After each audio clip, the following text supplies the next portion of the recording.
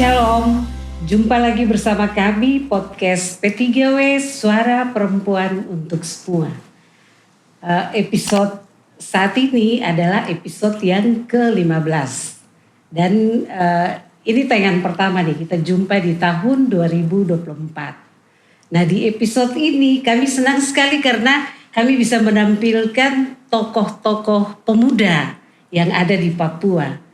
Jadi pasti judulnya juga spesial karena ini orang-orang muda yang spesial yang datang ke sini.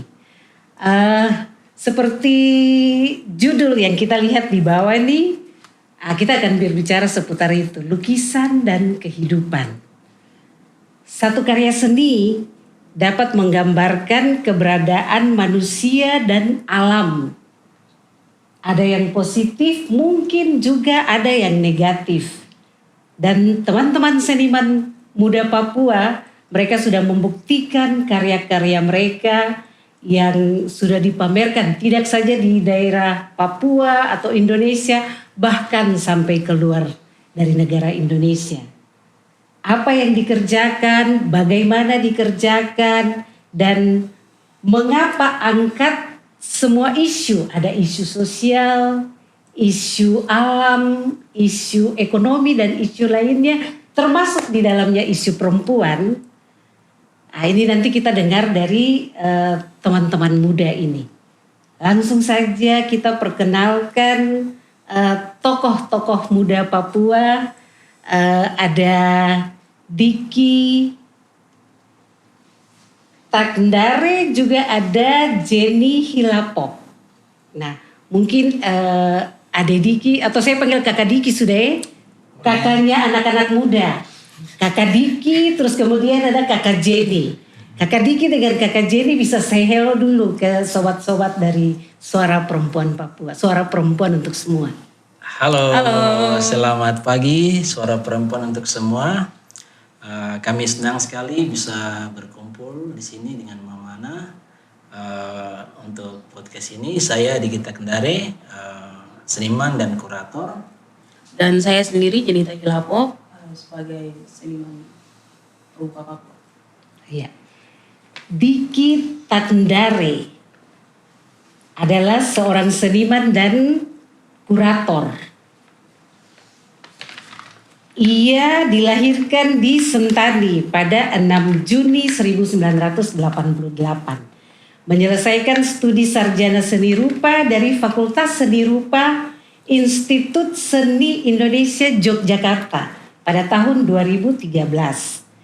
Karya-karya seni maupun kuratorialnya banyak menyentuh persoalan sosial dan humaniora di Papua, baik dalam bentuk lukisan, ilustrasi, patung, instalasi maupun karya-karya berbasis komunitas. Pada tahun 2018, ia membentuk kolektif Udeido, sebuah kelompok seniman muda Papua yang juga berkarya pada wilayah seni rupa kontemporer, baik yang skala domestik maupun global.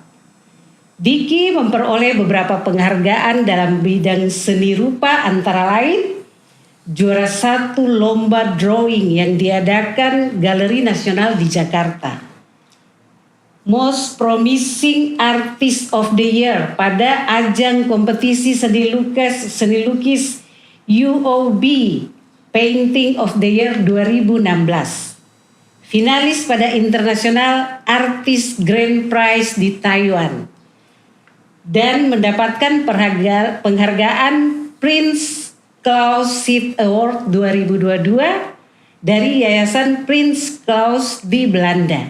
Kemudian Kakak Diki juga menjadi kurator pada program Buloh yang terjadi pada akhir bulan lalu, akhir bulan Januari sampai dengan awal bulan Maret. Nah, ini luar biasa sekali prestasi yang Kakak Diki peroleh nih. Kemudian ini tentang Kakak Diki, tapi ini ada satu yang menarik nih, karena ada perempuan muda di sini. kayaknya jarang sekali kita dengar ada perempuan muda di Papua lagi yang suka dengan seni. Tapi sekarang kita lihat ada Kakak Jenny Hilapok yang juga tertarik dengan seni sebagaimana Kakak Diki. Nah, Sobat Podcast P3W, suara perempuan untuk semua. Jadi kita mau bincang-bincang seputar itu. Tapi sebelumnya kita lihat dulu tayangan berikut ini yang menampilkan karya-karya dari seniman muda Papua.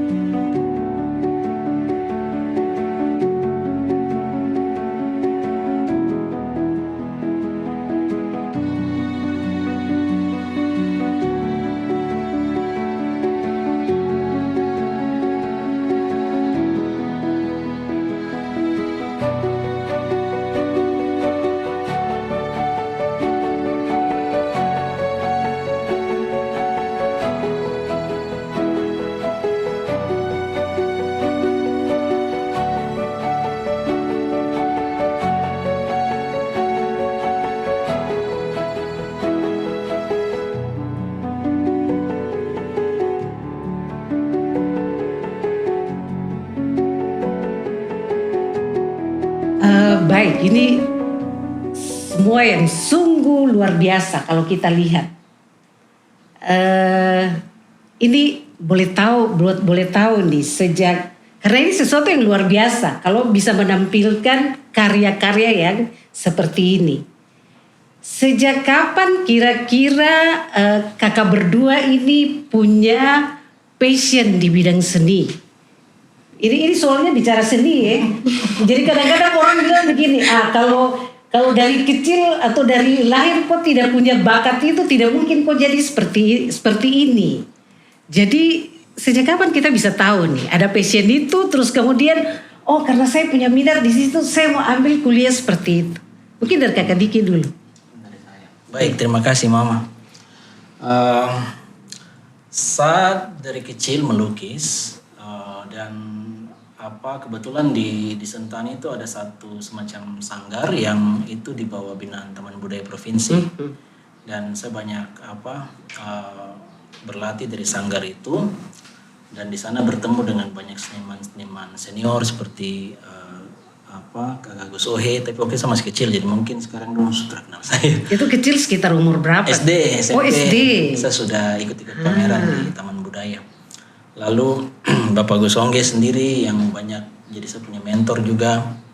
Dan itu awal mula saya berkesenian di dalam skala domestik. Saya pikir itu dari SD lah saya pikir. Dari SD ya.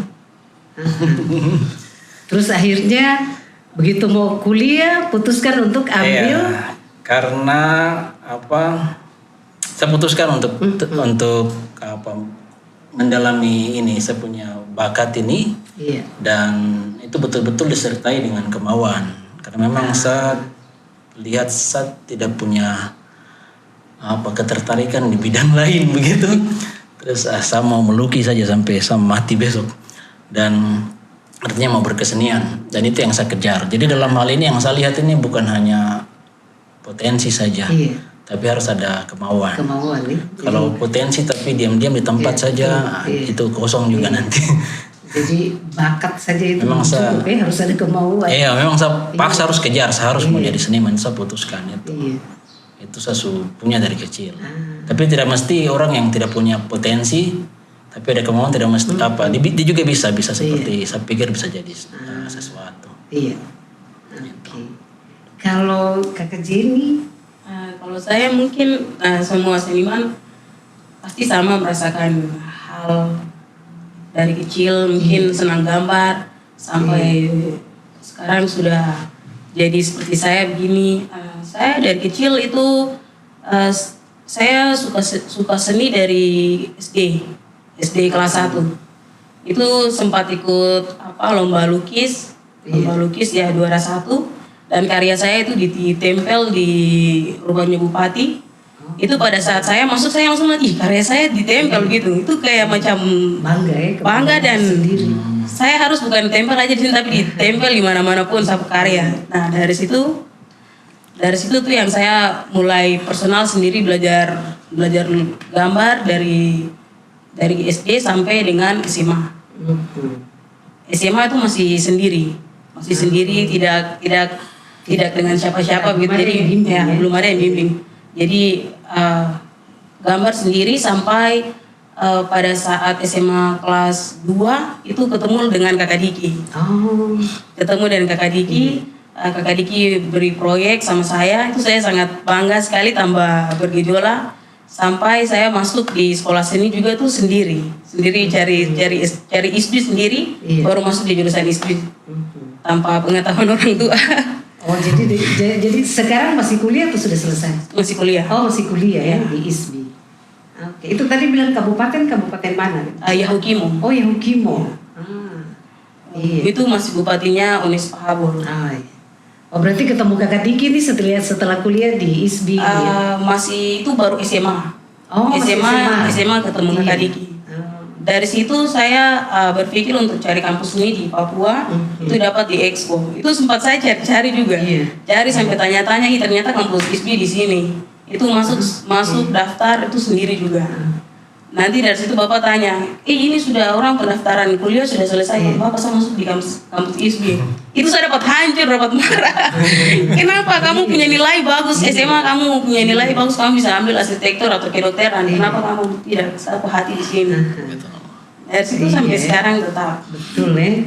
Jadi ini berarti bapak-bapak, mama-mama yang nonton juga harus tahu anak punya apa minat dan bakat dari kecil. Jadi kalau misalnya memang bakatnya sudah di situ, arahkan saja ke situ Ya, amin. Betul. Iya. Kalau sekarang ini ada komunitas seniman. Kalau kita dengar profil tadi itu pernah membentuk satu komunitas itu, komunitas seniman muda Papua itu di Papua sini atau di luar Papua? Kolektif Udaido itu kami bentuk di Jogja. Oh, di Jogja. Waktu itu Kakak Diki kuliah di sana. Terus saya kumpulkan adik-adik yang dari beberapa kabupaten yang berbeda, yang dorang itu punya ketertarikan di bidang seni rupa. Posisinya waktu itu saya sudah lulus kuliah dan sudah berkarir jadi seniman profesional di Jogja. Terus saya berpikir kita mesti punya satu komunitas di mana di situ komunitas yang ketong pakai untuk mendorong potensi-potensi muda seni rupa dan membicarakan isu-isu atau topik-topik yang hangat di Papua, hubungannya dengan isu-isu sosial, alam, humaniora. Dan akhirnya saya kumpulkan beberapa teman-teman, adik-adik. Waktu itu tidak semua orang datang dari latar belakang seni rupa akademik. Ada yang dong melukis di kertas, taruh di dong punya media sosial. Nah, itu yang saya kontak. Kita berkumpul, kita bentuk komunitas ini, kolektif. Dan dari situ kami bikin beberapa proyek sendiri.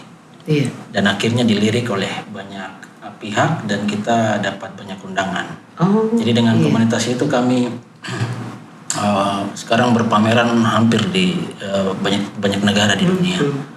Dan setelah kita sudah jalan dari 2018 sampai sampai sekarang masih jalan, saya berpikir untuk saya ingin lebih.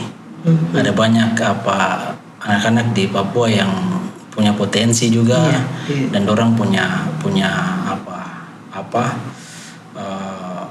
hak yang sama untuk dapat berkembang begitu, cuma butuh ruang. Jadi saya berpikir untuk saya sudah harus bangun sesuatu di Papua kembali. Nah, itu yang melatar belakangi beberapa program komunitas yang saya bikin, termasuk program Bolu yang kemarin di P3W ini. Jadi itu memang program yang didesain untuk mendorong ini kelompok-kelompok muda. Dan dari situ juga dong bikin kelompok baru lagi untuk jalan. Itu Jenny yang pimpin. Waktu itu di saat bagaimana bisa ketemu Kakak Jenny ini? Jadi ada organisasi yang namanya Asia Justice and Rights. Itu mereka juga punya cabang di Jakarta dan Bali.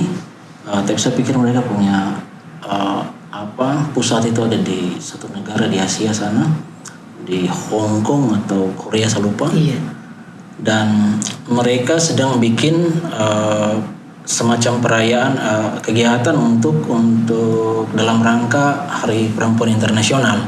Oke. Nah, terus mereka kontak kami dan bilang mau bikin satu pameran bersama dengan Odeido. Waktu itu mereka tunjuk saya sebagai kurator. Iya. Dan jadi buat teman-teman penonton kalau yang mungkin belum familiar, kurator ini dia bertugas itu merancang suatu pameran. Konsepnya, gagasannya, nanti arahnya mau kemana, seniman-seniman siapa yang diundang itu kurator yang tentukan. Kurator yang tentukan. Sampai nanti di dalam ruang pamer, kurator mau karya di sebelah mana juga itu kurator kebagian. Jadi waktu itu saya yang jadi kurator, tapi karena waktu itu kalau tidak salah sudah mulai pandemik, kalau tidak salah saya lupa. Jadi pameran itu cuma bisa dibuat secara online. Nah itu kami panitia dan kurator ini berdiskusi dengan beberapa pakar tentang isu-isu perempuan di Papua. Iya. Dan dorang ketong sepakat untuk membagi semua isu itu menjadi 10 isu. 10 isu itu ada banyak, mulai dari kekerasan dalam rumah tangga, ekonomi, terus bagaimana perempuan menjadi korban dari suami yang suka judi dan mabuk misalnya, dan banyak lagi. Terus akhirnya kita bikin open call, panggilan terbuka, siapapun boleh ikut, asal dia punya karya itu berbicara tentang perempuan Papua. Di samping itu, kita punya 10 isu ini, kita undang 10 perempuan Papua untuk melukis masing-masing satu topik. Nah, Dejen ini salah satu yang saya undang. Oh, begitu. Waktu itu dia dapat isu perjudian. Nah, dia yang saya undang dan selama prosesnya itu kita ada diskusi dan lain-lain sampai pameran diluncurkan. Tapi ini pamerannya di mana? Di Jayapura atau di luar Papua? Pamerannya itu waktu di launching itu online, Mama. Jadi bisa dilihat lewat internet. Tapi kalau tidak salah 1 atau 2 tahun kemudian itu mereka minta itu diadakan secara langsung tuh offline. Jadi dong minta, kalau tidak salah dong minta karya-karya itu dikirim ke Bali kah? Cuma saya tidak terlibat di proses yang berikutnya itu. Jadi saya cuma terlibat di yang pertama waktu kita ini kumpulkan seniman-seniman itu. Itu kisah bagaimana ketemu. Jadi proses mengkurasi itu proses cari-cari itu. Ini mau ajak seniman siapa? Ini tapi yang ini mungkin dia belum siap secara teknis. Yang ini secara teknis sudah baik tapi misalnya di narasi belum. Nanti diproses sama-sama. Tapi itu luar biasa. Jadi waktu itu masih SMA ya. Itu Corona itu kan 2019 awal. Iya. Jadi itu masih SMA. Iya. Itu kira-kira bagaimana ide itu muncul, angkat tema judi terus bikin dalam satu karya yang ada tema perempuan di dalamnya? Itu kalau menurut saya sendiri itu saya banyak berdoa karena isu yang sekarang kita ambil itu telah terjadi. Dan telah terjadi banyak di pegunungan di Papua sini banyak sekali perjudian yang dari luar masuk ke tanah Papua sini kan orang Papua tidak tahu tuh judi tapi kenapa sekarang tahu. Itu tuh saya browsing lagi, saya cari-cari, baca dulu ini kenapa sampai masuk dan segala macam, baca. Nah malam itu saya mulai berdoa, bilang kuatkan sama Tuhan, berikan saya ide. Karena kalau kita ambil sesuatu yang kita fotokopi dari orang saja itu kita sampaikan pesan tidak diterima. Tapi kalau kita mengandalkan Tuhan pasti segala sesuatu kita rasa orang lain juga rasa apa yang kita rasakan. Jadi memang pada saat untuk cari karya atau buat suatu lukisan itu pasti saya harus berdoa dulu. Tidak langsung atau cerita dengan Bapak kasih masukan baru bisa jadi satu lukisan. Seperti ini. Betul. Ini lukisan ini kan maksudnya begini. Ada banyak pelukis ada banyak pelukis, orang bisa saja kasih foto dan dia melukis. Tapi seperti yang kita lihat di tayangan, terus kemudian pameran kemarin Bolu, program apa Bolu, namanya? bolu. Iya, itu sesuatu yang beda sekali. Ini namanya apa, seni?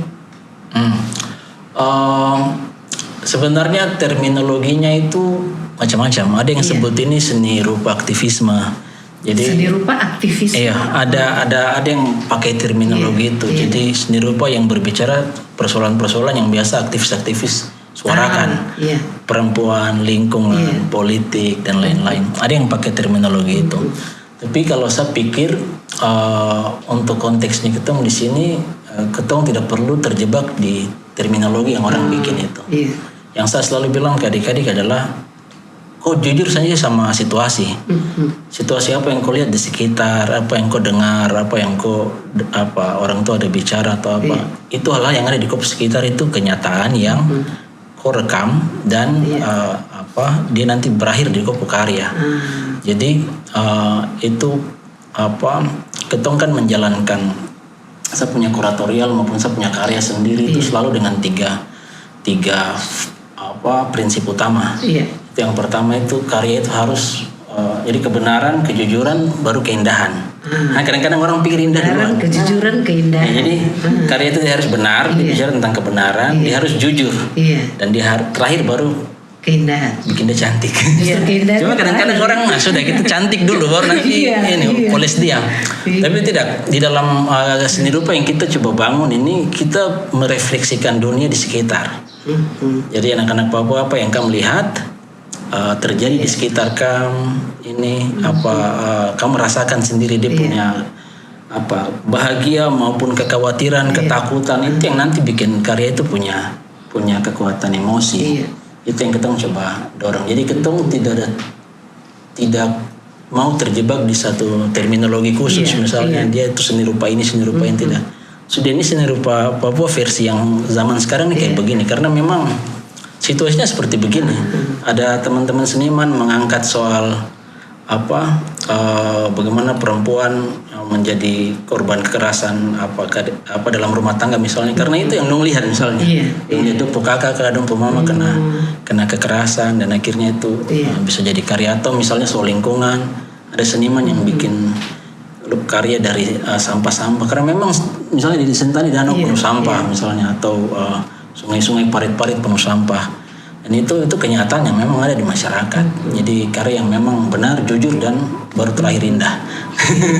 Jadi sebenarnya ini pesan-pesan edukasi ke masyarakat sebenarnya. Iya.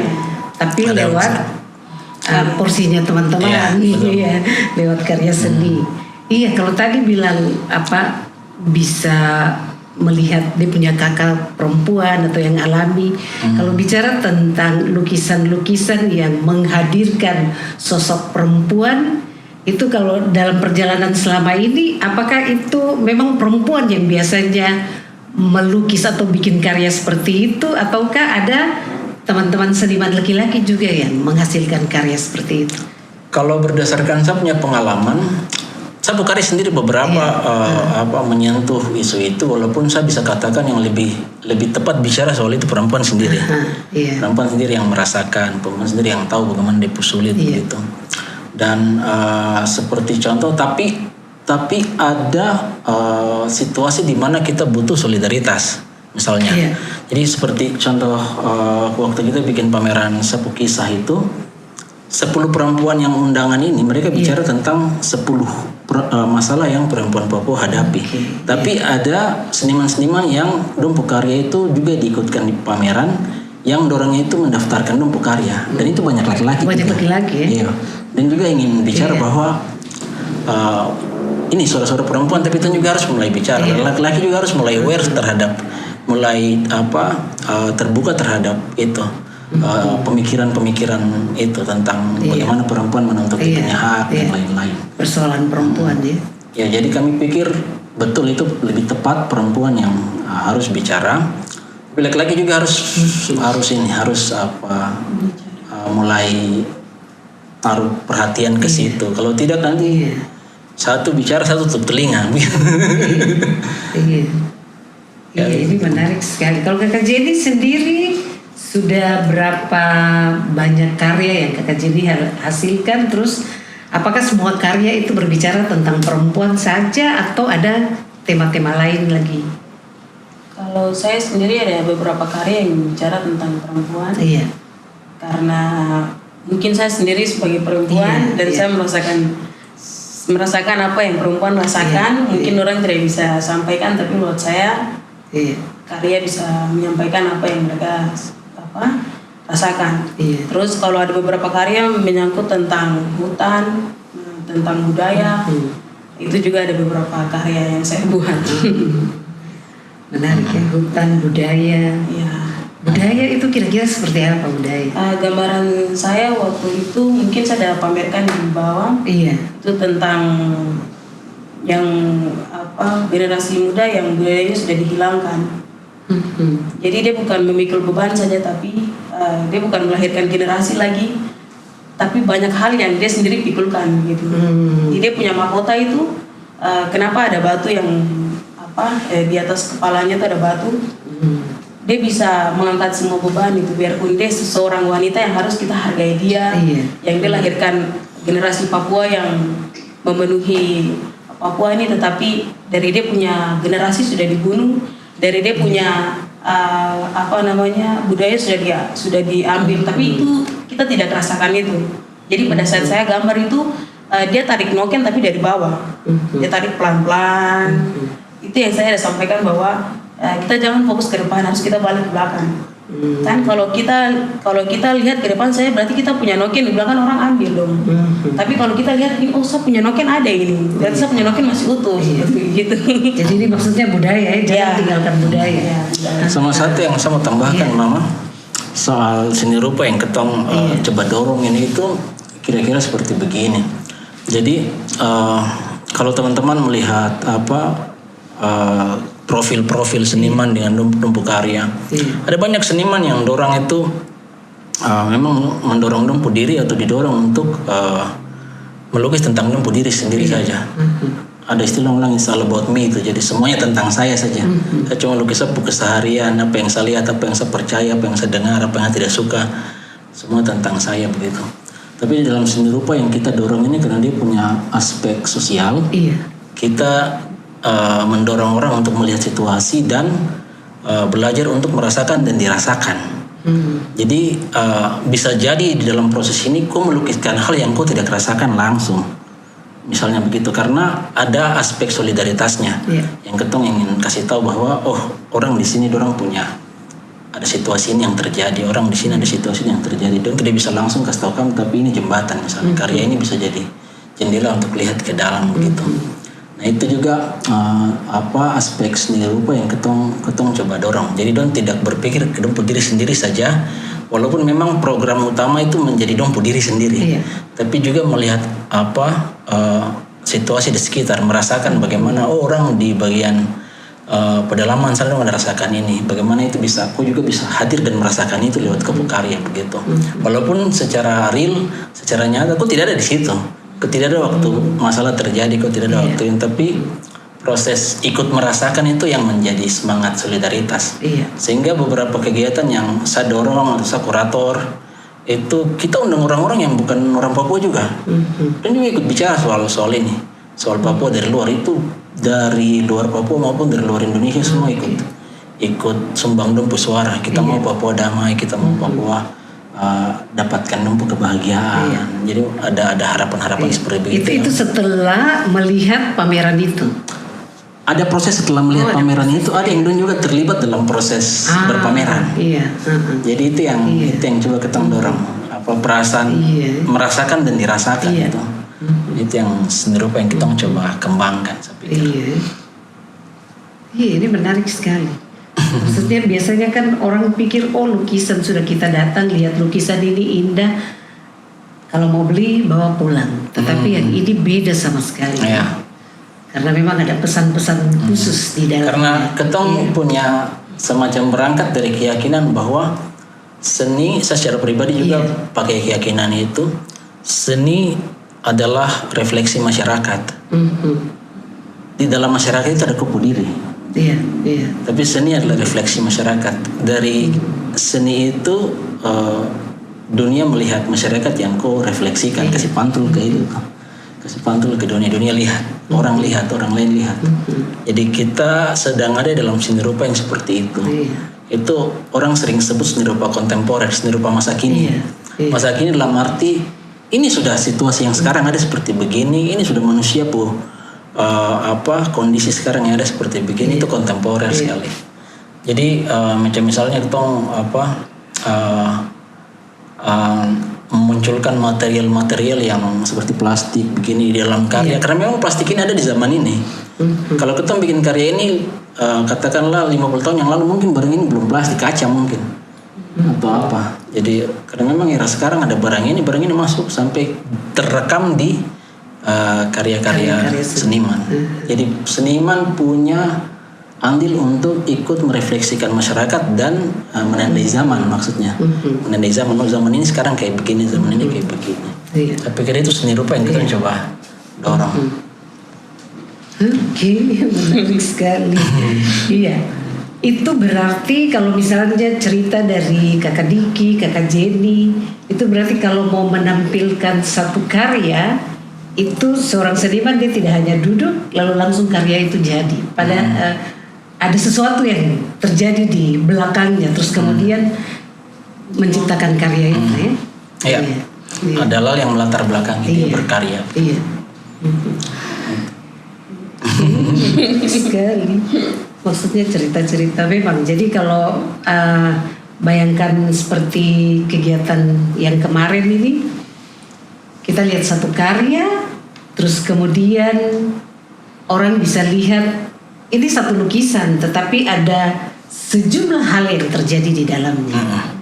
Itu luar biasa sekali.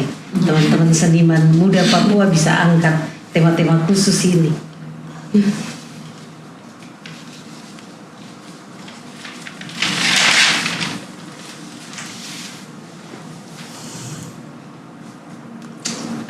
Kalau kita lihat mungkin di Papua sini belum terjadi ya. Di Papua sini belum terjadi. Kalau di Jawa sana itu kan banyak pelukis-pelukis di jalanan. Mereka bisa lukis dan mereka mendapat upah dari situ. Mungkin bisa menjadi mata pencarian. Tapi teman-teman seniman yang ini tidak seperti itu. Kira-kira apa harapannya ke depan terkait dengan ide teman-teman seperti itu? Duluan. Ladies first. Boy first. Iya, jadi saya pikir pertanyaannya ke arah membangun lingkungan seni rupa gitu ekosistem seni rupa.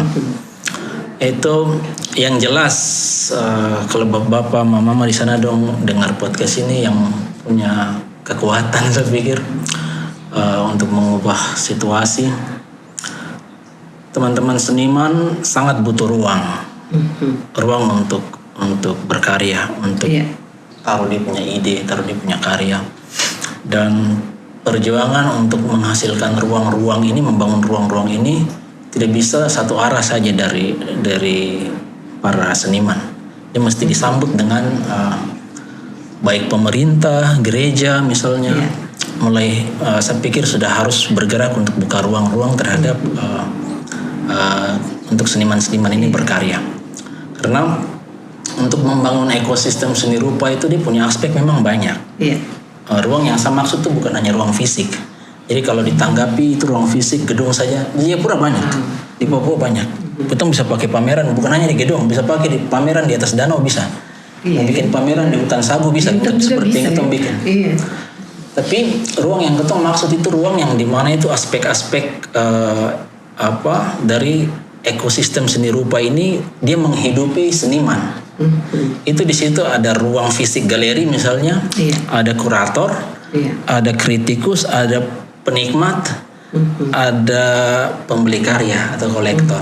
Dorong-dorong ini di kota-kota yang saya pikir kehidupan seni rupanya sudah sangat hidup. Itu semua aspek ini tuh ada. Jadi seniman mau beli material atau mau pakai material, ada penyedia material. Dia mau pameran, dia mau bikin karya di studio ada.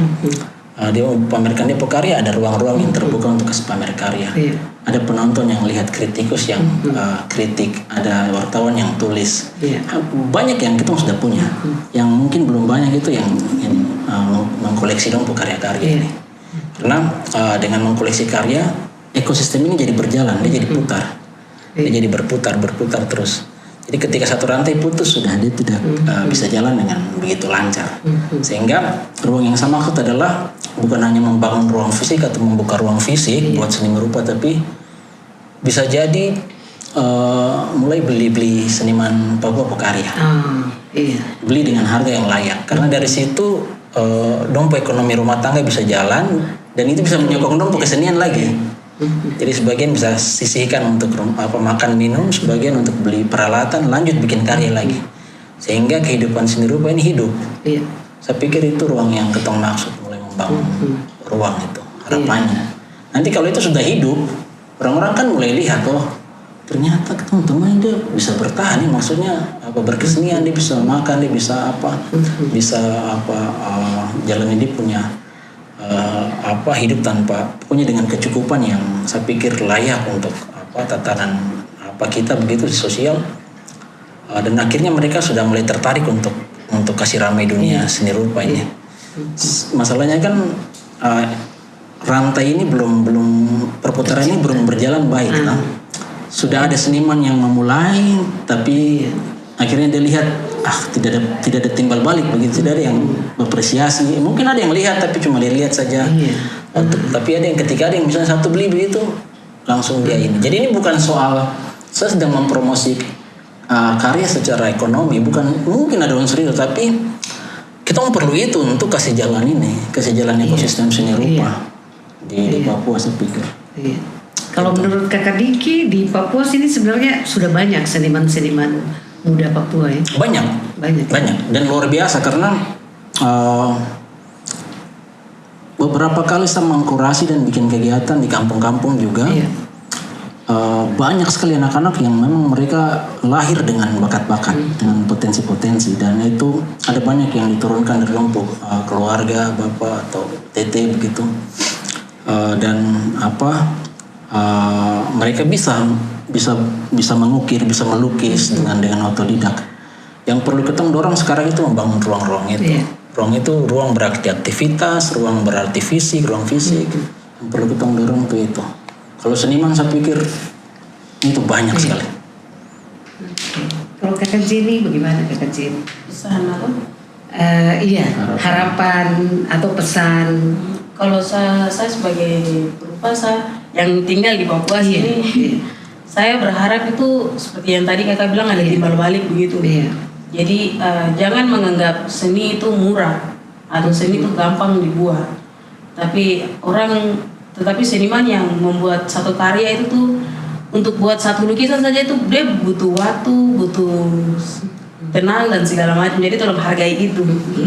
Jadi saya berharap untuk para orang-orang di luar sana yang memang cinta seni itu harus bisa lihat juga dari seni ini susah sekali untuk orang buat seperti ini, hargai kita. Kita butuh dihargai gitu. Kalau kita tidak dihargai berarti sama saja kita buat seni untuk kita diri sendiri.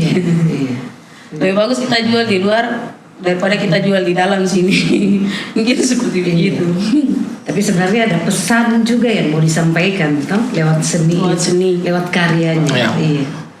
Mungkin ini yang banyak orang tidak melihat itu, sisi yang ini. Mereka hanya lihat seni, lihat dari keindahannya saja. Tetapi pesan yang terbungkus di dalamnya kadang-kadang orang tidak lihat, sehingga menganggap seni itu hal-hal yang biasa saja. Padahal ada pesan-pesan penting yang disampaikan. Pameran yang digelar kemarin di akhir Januari sampai dengan awal Maret itu, pameran seperti ini biasanya dilakukan setahun satu kali atau seperti apa? Oke. Program Bolu yang kita inisiasi ini khusus namanya Bolu. Jadi itu akan jadi nama tetap yang dia punya tema saja yang tiap tahun ganti. Tahun pertama ini kita pakai dari tanah. Judul Bolu tahun ini dari tanah, tapi program Bolu sendiri akan dijalankan, harapannya itu terus menerus. Kita belum dapat formulasi yang tepat itu nanti 1 tahun kah, 2 tahun kah, karena program Bolu ini kan dimulai didorong dengan setelah UDIDO mendapatkan dana grant atau hibah dari semacam organisasi yang namanya Asia Art Archives atau Arsip Seni Asia, itu di Hong Kong. Jadi mereka mengkurasi atau menominasikan beberapa kelompok seni rupa di dunia, dan UDIDO itu salah satu yang dapat dari 8 kelompok. Dorang kasih sejumlah dana, dengan dana itu kita harus bikin sesuatu. Jadi waktu itu saya sebagai koordinator di UDIDO, kita sepakat untuk menginisiasi satu program untuk mendorong seniman-seniman baru lagi. Seniman. Jadi dan itu harus dibuat di Papua. Dan Jadi berarti ini pertama kali dibuat di Papua nih yang kemarin. Program Bolu ini pertama kali memang didesain untuk dibuat di Papua terus. Karena memang harapannya itu untuk melahirkan generasi-generasi baru. Seniman-seniman baru. Seniman-seniman baru. Dan itu kita belum tentukan nanti di berapa tahun sekali begitu. Dan yang jelas ini akan menjadi program kelanjutan, program yang berkelanjutan. Saya pikir seperti begitu. Jadi itu berarti kemarin temanya dari tanah. Dari tanah. Iya. Jadi saya pikir kalau mulai tentang program Bolu ini dia punya latar belakangnya itu saya pikir cukup rumit. Rumit dalam arti itu begini, kita melihat situasi yang terjadi di dalam lanskap sosial di Papua, terus seni rupa di Papua seperti apa, dan kita coba memformulasikan, kita bikin pendekatan kegiatan seni yang seperti apa untuk bisa menjawab tantangan-tantangan ini. Dalam ketong punya penelitian yang saya sendiri bikin beberapa tahun yang lalu, ketong keliling untuk wawancara seniman-seniman senior, orang-orang tua di kampung-kampung. Ada beberapa sejarah yang orang ceritakan. Misalnya bahwa sebenarnya kampung-kampung itu sudah punya semacam lembaga pendidikan dalam skala lokal. Mungkin orang lebih sering kenal dengan istilah sekolah-sekolah inisiasi. Yang itu memang melatih orang-orang muda untuk menuju ke kedewasaan begitu. Dorang harus punya kemampuan ini, punya ilmu ini, pengetahuan ini dan lain-lain. Dan itu pada awal abad 19 banyak yang dibongkar dan orang-orang Papua harus masuk ke sekolah-sekolah formal. Jadi ada situasi di mana ilmu-ilmu itu dicurigai sebagai aktivitas penyembahan berhala, dan akhirnya tidak dikerjakan lagi atau dilarang untuk dikerjakan.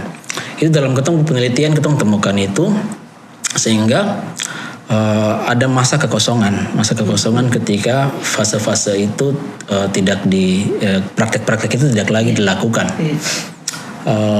Menurut kami punya penelitian, gerakan Mambesak di tahun 70 sampai 80-an itu mulai bangkitkan itu. Jadi seniman-seniman seperti yang ketemu seperti Bapak Agus cerita bahwa gerakan Mambesak itu betul-betul turun ke masyarakat dan melakukan penyuluhan untuk sudah mulai kembali lagi melukis ini. Ini bukan soal berhala atau tidak, tapi ini soal budaya, ini identitas masyarakat, ini kan punya harga diri dan lain-lain. Dan Bapak Agus Ongge sendiri yang juga terlibat di program ini, beliau itu salah satu yang akhirnya mulai bangkitkan, misalnya lukisan kulit kayu di Kampung Asei, misalnya. Jadi kita kan melihat situasi semua ini, terus kita mau bikin program yang seperti apa? Oke, kita coba merekonstruksi sekolah-sekolah yang demikian, tapi kita tidak bilang kita bangun kembali, tidak. Jadi ada beberapa media yang framing kira-kira mereka sedang membangun kembali sekolah adat, Sebenarnya bukan, kita merekonstruksi tapi dia punya nilai saja yang kita ulangi. Dia punya jenis praktek beda. Jenis praktek itu memang tong turun pergi ke guru-guru adat dan lain-lain. Tapi itu lebih beragam lagi karena ada orang guru adat dari Sentani, ada guru adat dari Namblong, ada guru adat dari Biak, dari Jayapura yang akhirnya ada di satu program semua. Jadi dia punya aspek rekonstruksi konsep atau merekonstruksi lembaga pendidikan yang lama dalam bentuk kontemporer, tapi dia juga punya aspek untuk mendorong lahirnya seniman-seniman muda yang baru. Jadi sehingga itu dasarnya program ini. Jadi program ini ketong beri nama Bolu, itu dari bahasa Sentani. Yang kasih judul itu tuh Abu Yusuf Ohe di Kampung Puai. Bolu ini artinya benih. Oh, benih. Jadi menurut Abu Yusuf cerita sama Bapak Gus cerita, bolu sebelum ditanam di kebun itu ditaruh di sejenis tas, lupa namanya, ini bikin dari kulit nibun, baru ditaruh di gantung-gantung di atap rumah, atap atau dinding rumah, saya lupa. Dan ketika dia tunas mulai tumbuh, dong lepas dia ke kebun. Jadi itu filosofi yang kita ngambil untuk kegiatan ini. Dorang itu ketemu undang untuk tinggal sama-sama selama 3 minggu, melewati fase-fase yang ada di dalam program Bolu. Ketika program selesai, dong dilepas ke ini, daerah masing-masing. ke dong punya dunia nyata kan. Jadi seniman di dunia nyata begitu. Harapannya seperti begitu. Sehingga Bolu sendiri itu punya beberapa fase di dalam program itu. Jadi fase yang pertama itu pembekalan. Itu kita memperkenalkan program ini, dia latar belakang semuanya, aspek sejarah, aspek artistik dan lain-lain. Terus habis itu fase yang kedua itu masih di minggu pertama itu berguru ke orang tua. Itu kita pergi ke orang-orang tua. Dan di sana dong menerima pengajaran langsung dari guru-guru. Ketong sebut ini guru adat. Di dalam program ini ketong sebut guru adat. Di dalam itu ada budayawan, ada seniman, ada aktivis, ada tokoh perempuan, ada tokoh perempuan. Ketong beri ke Mama Regina di Namblong. Dia bicara tentang bagaimana perempuan di sana berdiri untuk melindungi hutan itu. Bagaimana orang Namblong maupun lebih khusus perempuan Namblong menghayati hutan. Dong lihatin sebagai dompet tubuh misalnya. Dan bagaimana berdiri lawan perusahaan-perusahaan yang masuk. Dan itu teman-teman peserta ini, dorang datang dari berbagai latar belakang dari 7 wilayah adat. Dorang mendengar, melihat langsung, dapat aja langsung dari tempat. Ini pohon yang jatuh. Ini dulu waktu mama kecil tempat ini begini dan lain-lain. Jadi selama 1 minggu itu yang dilakukan. Pertama di Genyem, yang kedua di Sentani, habis itu Kayu Batu, sampai selesai. Sehingga ada pengalaman secara bersama-sama melihat, mendengar, merasakan. Yang dorang punya, itu dibawa masuk ke fase berikut. Fase ketiga itu diskusi. Dorang diskusi apa yang dong lihat, dan dong bisa tambahkan apa yang dong pengalaman sendiri dong sudah dapat. Habis itu mulai dalam fase diskusi dong mulai desain sebuah karya bersama-sama maupun personal. Jadi dong karya personal itu juga menjadi bagian dari karya bersama. Nanti fase keempat itu produksi karya, itu sekitar 1 minggu. Itu waktu yang relatif sempit saya pikir. Lalu fase terakhir kelima itu pameran. Itu fase program Bolu. Jadi mereka betul-betul tinggal bersama dan ketong atur untuk mereka hanya bisa pulang kalau dia punya kebutuhan itu mendesak sekali. Selama itu mereka akan tinggal sama-sama, hidup sama-sama, berdiskusi sama-sama, berkarya sama-sama. Itu kerangka dari program Bolu itu saya pikir. Jadi sebenarnya maksudnya ini tahap untuk bagaimana dia mendalami persoalan yang ada, alam yang ada di situ untuk kemudian membuat sebuah karya. Iya, melihat langsung sekali. Itu Kakak Jenny juga ikut di situ. Iya. Di situ ada. Dan perempuan satu-satunya ya. Iya. Sayangnya. Kami dapat kritikan, harus perempuan lebih banyak. Betul, kami sudah coba. Ada beberapa teman perempuan yang tidak bisa datang karena kita punya kendala finansial dan lain-lain. Tapi kalau yang kakak jadi tahu dari Yahukimo ya, itu di sana yang perempuan yang atau seniman yang perempuan itu cuma satu orang saja seperti kakak Jenny atau ada yang lain lagi?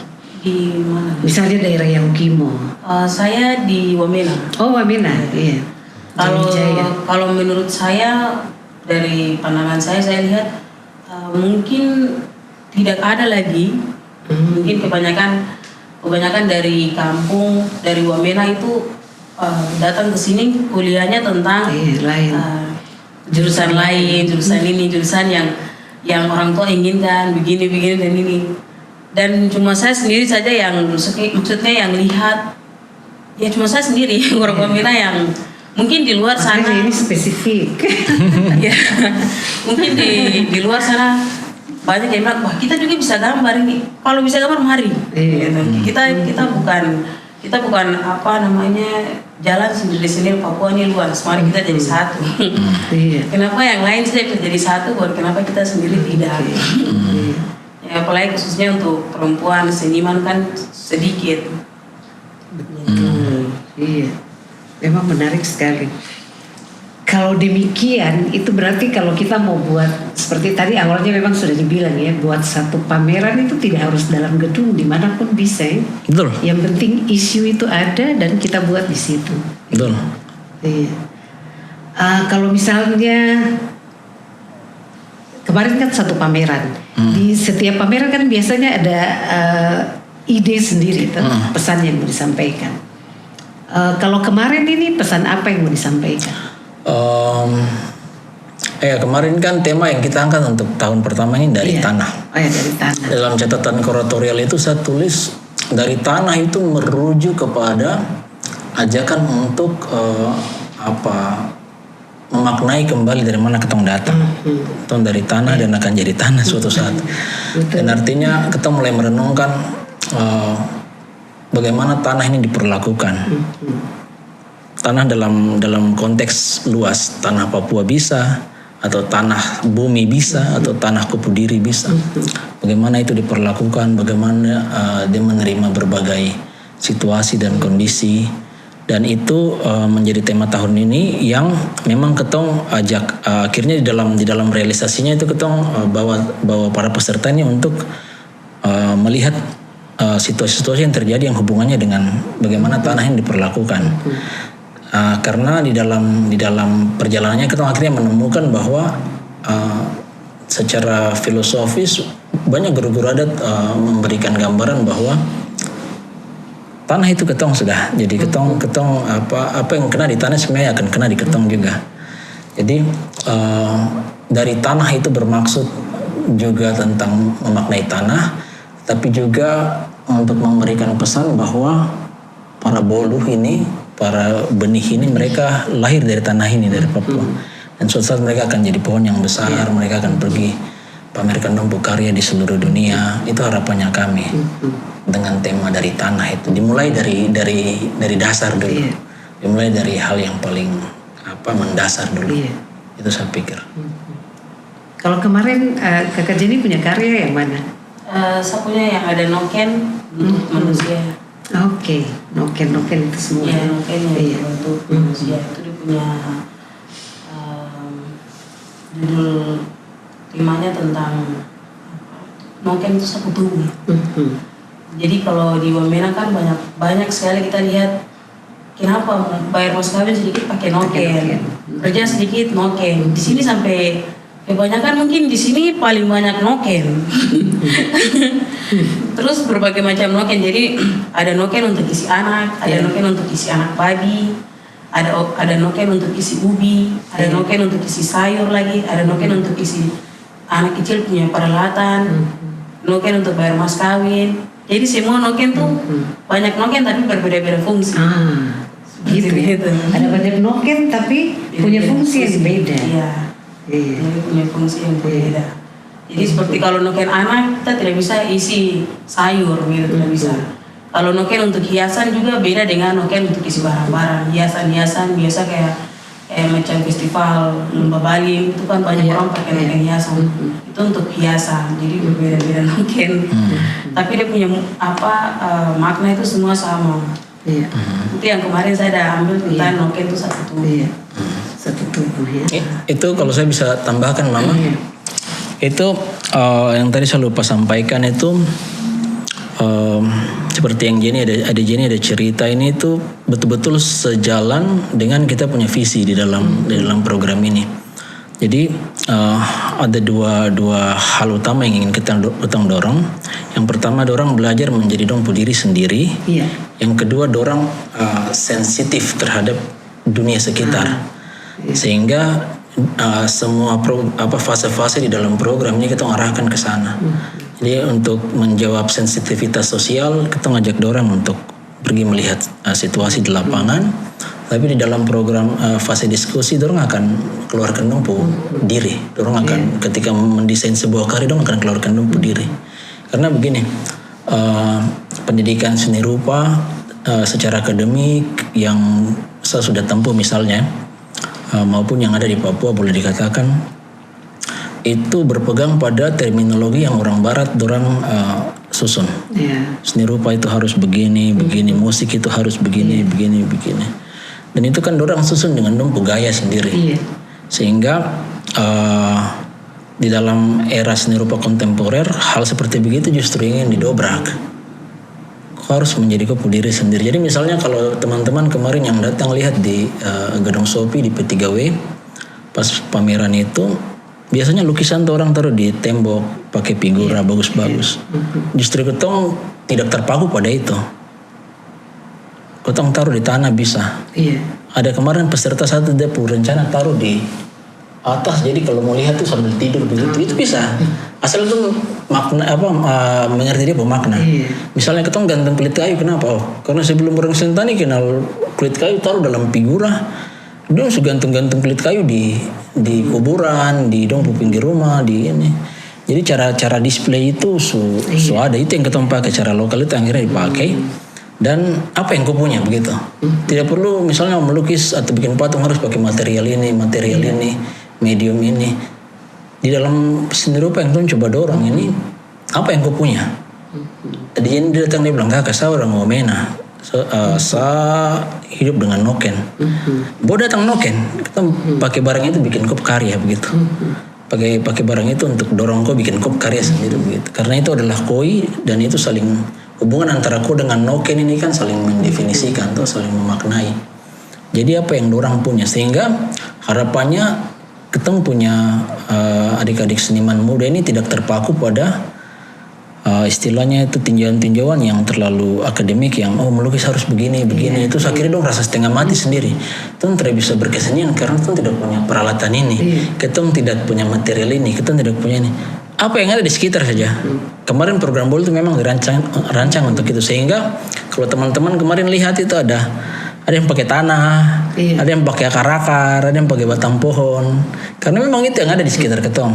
Ketong coba bagaimana pakai yang ada di sekitar untuk memaknai itu dan sekaligus menggunakan itu untuk membicarakan topik yang ketong mau angkat. Saya pikir itu yang ketong coba dorong di program ini. Menarik. Sebenarnya maksudnya kalau kita mau lihat ini bagus, ada ide bagus yang sebenarnya disampaikan, tapi bagaimana respon dari orang yang datang. Jadi misalnya sebenarnya bisa diangkat ke dalam topik-topik diskusi yang menarik. Kalau dilihat dari isu-isu itu, karena ada banyak isu yang, ada banyak persoalan yang disentuh di dalam itu. Iya. Terus Imam minta maaf. Satu lagi. Kita memang kita lihat bahwa peserta di program ini perempuan satu saja. Tapi itu bukan berarti dia kurang secara makna. Karena saya bisa melihat di dalam proses kegiatan ini justru dia ini sangat kuat begitu. Dia sangat kuat, dia sangat vokal, punya suara dan teman-teman yang laki-laki justru dengar. Dan isu yang diangkat sebagai perempuan Wamena dan perempuan Papua itu menjadi kalau kita melihat di karya kemarin dia posisi pas di tengah begitu. Itu menjadi sentral dari karya itu dan bagaimana kita memaknai tanah sebagai mama dan lain-lain itu akhirnya membuat karya kemarin itu tidak kurang dalam hal pembahasan terhadap perempuan, saya pikir. Itu yang saya mau sampaikan di sini. Iya benar. Sebenarnya ada banyak penggalan-penggalan di isu perempuan yang Betul. terdapat di situ. Ya. Ini saya mau tanya nih, kalau misalnya kita ambil isu perempuan di situ, sebenarnya di dalam kita punya pikiran seniman itu apa yang kita mau sampaikan? Kalau menurut saya sendiri, Iya. Perempuan itu satu kan noken, perempuan itu hutan, perempuan itu tanah, perempuan itu air. Kenapa sampai saya bisa bilang kita ada satu punya lukisan itu, saya gambar tentang perempuan hamil, terus posisinya dia punya akar tuh dia melingkar di tubuh, terus air mata keluar. Jadi kalau menurut saya maknai saya punya lukisan itu bahwa kalau perempuan Papua ada di atas tanah, tetap tanah itu subur. Itu menurut saya sebagai pandangan saya sebagai perempuan Papua. Dan kalau perempuan tidak ada, berarti tanah tidak akan subur gitu. Karena perempuan yang jaga semuanya, perempuan punya semuanya begitu, punya air, tanah, hutan. Jadi ibaratkan kalau macam tanah kering begitu, pasti yang merasakan ini kenapa tanah kering seperti itu, ini kenapa kita punya hutan seperti begini. Itu pasti kita yang menangis, bilang iya bisa menangis, saya sedih gitu, kenapa saya punya nanti saya punya anak-anak bagaimana, sedangkan kita perempuan Papua ini melahirkan anak itu bukan sedikit, banyak sekali anak yang kita lahirkan. Nanti kedepannya seperti apa ya? Nanti kedepannya seperti apa? Bukan warna putih, merah dan segala macam, tetapi warna hitam, keriting rambut, hitam manis, itu yang akan hidup di atas tanah ini. Itu yang saya gambarkan tentang perempuan Papua. Karena kalau kita kaki injak begini saja, itu pasti Injak tanah. tahu. Kita injak tanah berarti tahu ini saya punya tanah gitu. Saya mau dari orang gunung mau sampai pantai, tetap saya tanah Papua. Saya kulit hitam, saya mau orang gunung, kok tinggal di gunung sana, tidak. Saya mau ke pantai kah, saya mau kemana, itu menurut saya. Saya mau ke pantai kah, saya mau ke danau kah, kemana, saya berpuasa atau saya punya tanah karena saya orang kulit hitam seperti begitu. Saya perempuan Papua. Ini sejalan dengan ini memang fase diskusi yang kita adakan di dalam program ini. Iya. Karena kalau kita lihat selama dong tinggal ini, saya lihat selama dong tinggal ini, dia dinamika itu memang naik turun. Ada waktu ketika dong hangat sekali, kayak baku ganggu apa. Ada waktu ketika dong baku marah. Baku marah itu sampai panas sekali. Dalam fase tinggal sama-sama tuh jadi. Baku marah, terus ketika tukar ide, ada yang baku tolak, baku terima. Ada yang bilang, bisa, ada yang misalnya sudah saya bantu gabung, maksudnya saya karya sedikit karena di karya bisa. Tidak, kok sampai situ saja, yang masuk ke dalam tidak bisa. Jadi kalau saya lihat sebagai kurator ya, fase ini penting karena ini justru membuat kelompok kecil peserta program Bolu ini menjadi cerminan dari masyarakat asli Papua sendiri. Dorang semua ini saya undang dari wilayah yang berbeda-beda, dan dorang punya watak beda, dong punya subkultur atau budaya yang lebih spesifik itu sangat beda, dan dorang punya pengalaman masing-masing beda, dan dorang harus bergumul untuk bikin karya bersama, dan karya itu akan menjadi gambaran untuk tanah Papua secara umum begitu. Yang saya apresiasi adalah dorang berhasil. Jadi pesan yang ingin ketong sampaikan di pameran ini adalah dorang ini seniman-seniman muda ini datang dari tempat yang beda-beda, dong bisa kumpul untuk hasilkan sesuatu yang baik secara bersama sebagai simbol persatuan begitu. Dan harapannya masyarakat mulai lihat itu bahwa perbedaan dari berbagai tempat, mau gunung kah, rawa-rawa kah, laut kah, itu bukan halangan begitu saya pikir. Itu pesan yang kita coba mau kirim juga lewat program ini. Saya pikir itu. Benar sekali. Baik, kayaknya ini kita sudah lama sekali nih diskusi seputar ini, dan ini memang benar-benar menarik sekali dari teman-teman seniman Papua dan terutama anak muda lagi. Jadi Bapak Ibu di luar sana yang mendengar perbincangan ini seniman-seniman muda Papua yang ada di berbagai tempat yang ada di wilayah Papua ya.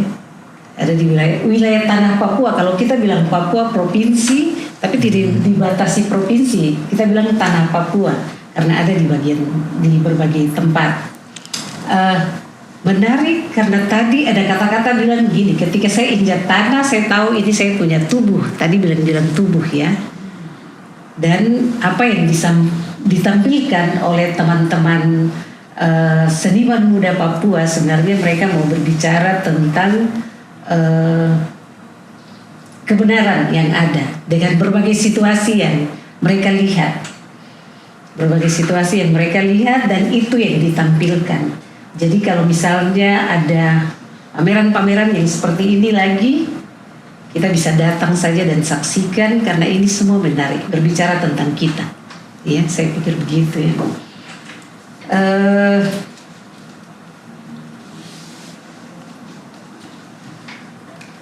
Ini sudah terakhir, tapi saya mau lagi mungkin dari Kakak Diki dengan Kakak Jenny satu kalimat penutup saja. Entah itu untuk teman-teman muda Papua atau bapak mama yang ada di luar sana. Ya, silakan. Aku yang ada lah.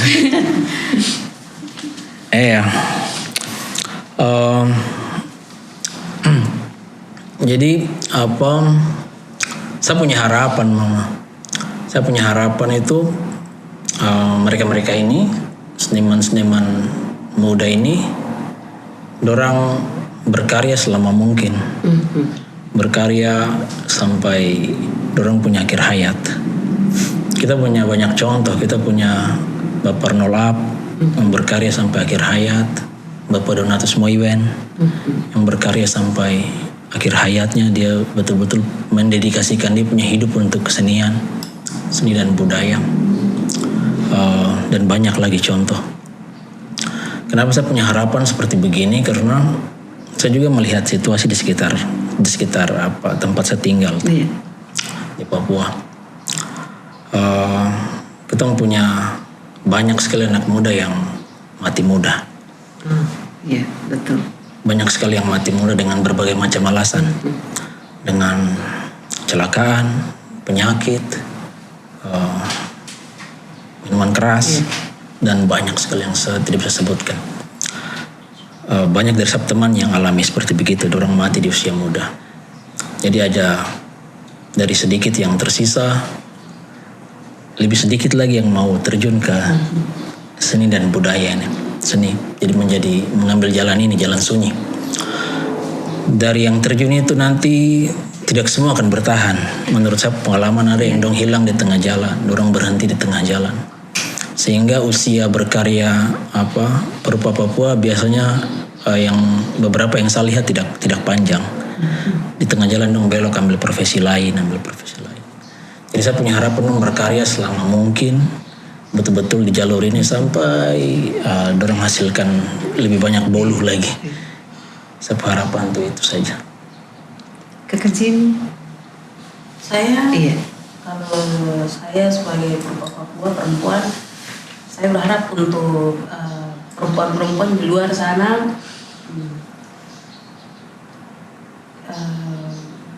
kita jangan terlalu paku dengan kita punya diri sendiri, tapi di sini masih banyak hal-hal yang harus kita luangkan gitu. Jadi teman-teman kalau punya seni jangan ditutupi, jangan dipagari, jangan dibatasi. Mari kita ada sama-sama di sini. Jadi saya berharap untuk besok atau untuk sekarang jangan duduk di sini sah saja, tapi ada teman perempuan lain lagi dari Palmira lagi yang duduk di sini. Jadi saya berharap untuk perempuan, mari sini sama-sama kita bicara, kita punya tanah loh, kita punya karya. Seperti itu. Jadi sekarang hanya ada satu Kakak Jenny, tapi besok-besok ada semakin banyak Kakak Jenny. Amin. Iya. Baik, terima. Ada yang mau tambahkan? Iya. Apa? Baik, terima kasih banyak. Ini perbincangan yang menarik sekali.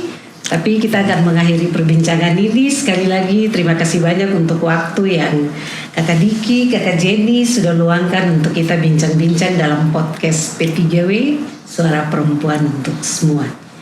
Kita akan mengakhiri perbincangan ini dan kita akan berpisah. Kita akan pamit mundur dari pertemuan ini sampai kita jumpa lagi di episode-episode yang berikut. Saya kasih ingat saja kalau Bapak Ibu Saudara semua di luar sana mau dapatkan cerita-cerita kami selanjutnya di episode yang akan datang, tetap stay di siaran kami ini, podcast P3W Suara Perempuan untuk Semua.